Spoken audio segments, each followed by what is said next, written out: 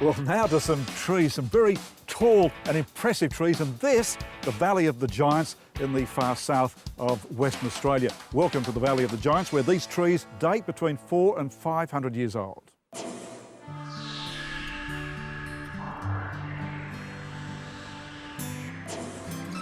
The towering forests cover some 20,000 hectares and are made up of some of the tallest species of trees in the world, both kari and tingle trees, which are members of the eucalyptus family and are only found in the wetter southern regions of Western Australia.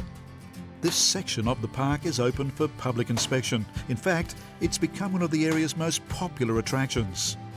We've opted to go sky high in the forest's treetop walk with park manager Daniel Webb. Quite a sway we get up here. Yeah, the designers, when they're developing it, want you to get the feeling of being up in the canopy. Certainly achieved that. Yeah. We're at what, 40 metres here? We're at 40 metres here. Yeah. The trees will grow up to about 60 metres overall, so we've got a lot more height in the trees. But being up here, you can look out, you're looking over the tops of the canopy, you're looking down on some of the younger stuff that's developing. You know, so we've really got this advantage. You're looking into the canopy and you can feel it all move around you. It gives you a feeling being up there as well. Now, right at tree height here, we've got these tingle trees. Yep. And you're telling me it's great that you can actually reach out and touch them. You're there at tree height. There, you can see them. You can see the buds starting to come out. And these tingle trees, you're telling me, were used as ballast and the ships going back to England, used as street blocks? Yep. Well, quite often when the ships came here, of course, they were bringing cargo out, but they had nothing to put back in the holds to get them back down. Of course, the old sailing ships, if they didn't put anything back in the holds, they fall over.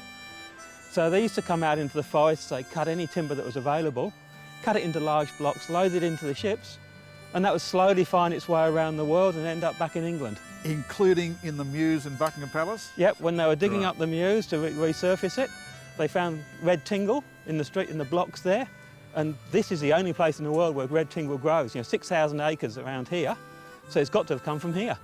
Well, quite some structure we're on now. It is, and you've got to remember the whole thing was put up without using any cranes, no helicopters, no cranes. So it's purely done by manual effort. You know, they built the columns up first, and then they assembled these spans right down on the ground, and then they picked them up using the columns themselves. Well, quite impressive the way it's bridging from tree to tree there. Yeah, you've got 60 metres in each span. You know, all the spans are the same. And then over here you've got these long, very tall, skinny columns holding it all up with just some few guy ropes.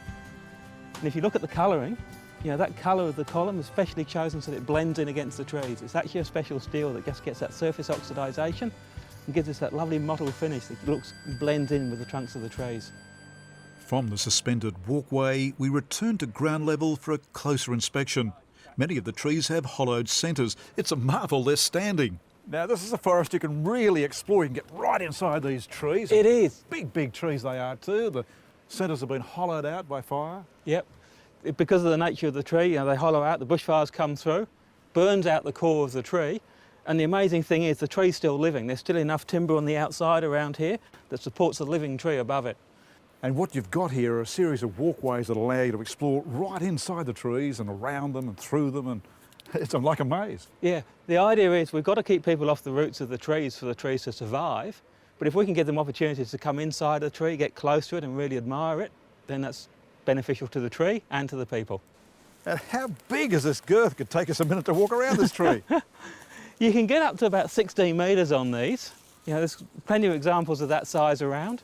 And in terms of age, if this is 400 or 500 years old, Christopher Columbus may only just have discovered America. He would have been. With this thing at 450 years old, he'd have been pretty much going back home with the potatoes then. They're not the tallest, but as a forest, you know, they're very impressive. You know, lots of different species underneath as well.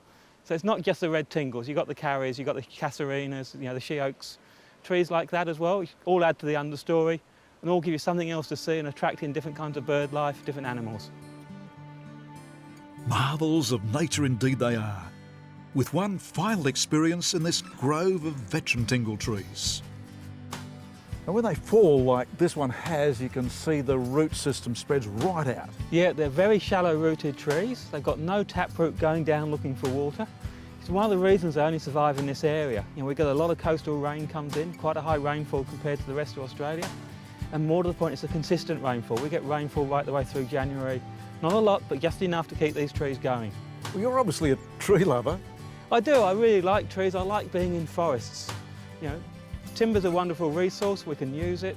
if we can regrow trees, you know, so looking after them is what we've all got to do.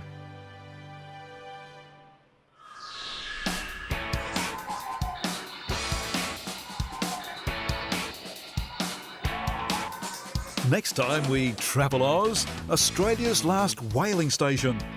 Reminders of the days when harpoons were a legitimate hunting weapon. Exploring historic Stockton Beach with the Two Tims. And back of the Blue Mountains with Col Ribbo, a diamond miner who'll leave your hair standing on end.